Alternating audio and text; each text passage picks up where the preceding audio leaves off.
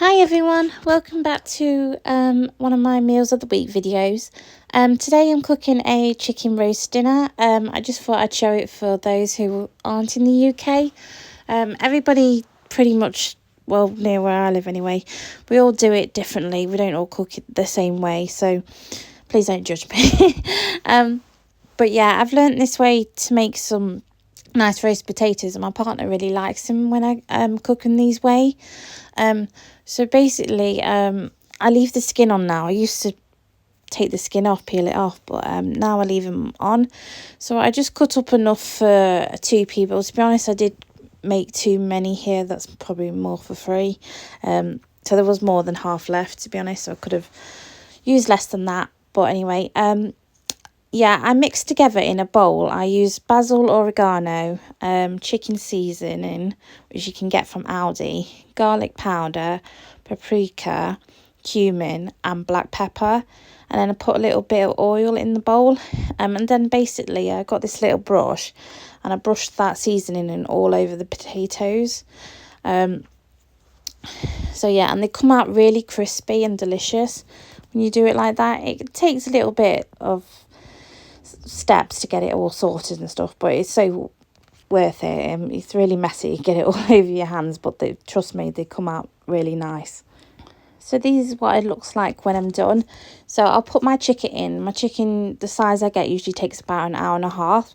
So I'll cook the chicken for an hour and then I'll pop these in the tray around the chicken. And they'll take about 30 minutes to cook. So next up I'm doing exactly the same with my chicken. Wash my brush and everything. So then I just do the same, mix it all up in a bowl and then start spreading it all over the chicken. We mainly just eat the breast area. I was cooking a large chicken today because I needed some leftovers for some chicken wraps that I was going to make. So yeah, you just do the same, put it all over your large chicken. And next up, I'm just cooking all my veg up. Today we're just having some red cabbage. I needed it for another recipe, so I thought I'd use it for my roast dinner. So I've just chopped up a red cabbage and then I'm putting more than half in a bag for later on, which I used in quite a few different recipes.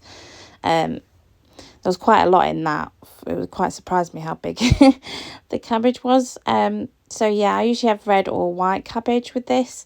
And then I'm cooking up some cauliflower, again putting half in the bag because I'm going to use it for a chicken soup. Next up I'm adding broccoli. Again, I would have saved half of this, but it's quite a small broccoli. So I think I just used it all for this recipe. So I usually end up buying two broccolis. But yeah, we had broccoli in this, and I'm just cooking the cauliflower and red cabbage in a saucepan at the back. I season my broccoli with, I put a little bit of oil on and some pepper and some salt, and I mix that all together and I roast it in the oven for about 10 to 15 minutes. Just because we prefer it that way. It's our favourite way that we've found so far. Next up, I'm just making up the stuffing. I'm just using the sage and onion stuffing that I got from Aldi. I just put it in a bowl and then you just add some hot water to it. I make about 12 balls of that, I believe, out of this. So I've got my stuffing balls all prepared up. Once you let the water cool down. My chicken's cooked. I think my roast potatoes are nearly cooked. They've got about 20 minutes left. So I'm just going to pop the stuffing balls just around the roast potatoes, and that will go back in the oven for another 25 minutes.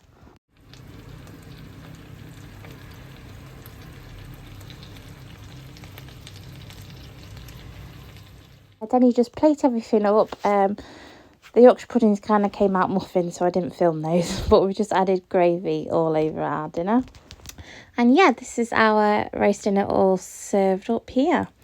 And then next up, I'm making some enchiladas just for dinner tonight. Kind of start off making a roux, so I'm just adding some flour and some oil together just to create the base for the roux sauce that I've used. And then we start to fry some mince together. I've got some chorizo in here, some oil, some tomato puree that you're going to add. It's just a very simple, quick recipe. This one's not very complicated. at all. So yeah, you just keep frying that for about 10 minutes till your mince is all fully cooked. Then I just made up the rest of the roux kind of sauce that you put on top of your enchiladas. I think it's just a very basic enchilada sauce with some cumin, some paprika in that sauce. And then I just started toasting my tortillas up just so they sort of stuck a little bit better. I could have done them, leaving them a little bit longer in the pan, to be honest, because they were kind of still a bit gluey. But then, yeah, you just make sure you've got your mince together, you've got your mild cheese and your cheddar, and then you're basically going to wrap them all up. So, yeah, this is the finished result when it come out of the oven. You just wrap your mince up, your cheese up in the tortilla, and then you pour the sauce on top, and then your cheese, and you just cook it in the oven for about 15-20 minutes. Yeah, I made this homemade butter chicken. I didn't film it because it took me like over an hour to make, but it was quite nice. We had butter chicken and some egg fried rice, and then I served it up with some homemade naan breads as well. Then for the next day, we just had a ham and pineapple pizza. I really love pineapple on pizza. I know a lot of people don't, but yeah, that wasn't homemade. That was just a brought one from Asda. Next up, I cooked a chicken soup. Just cook this in the slow cooking, some chicken stock. There's some chicken in there, carrot, broccoli, leftover cabbage, some cauliflower, and a chicken casserole stock cube. And then I just serve it up in this bowl. I just cooked these dumplings in it this time. It doesn't look like the most appetizing, so sorry for that photo. But yeah, it was still actually quite nice with the dumplings in, so I'll definitely cook those in. You just add them into the slow cooker about 20 minutes just before the end. And yeah, it was still delicious as it usually is. So next up for our final meal, I made our usual chicken ramen. It was still nice as it usually is. I probably wouldn't add the carrot again though. I don't think that really went with the chicken ramen, but so I'll probably just do it with bean sprouts again. But yeah, thank you so much for watching again, and hopefully I'll see you again soon in another video. Take care. Bye.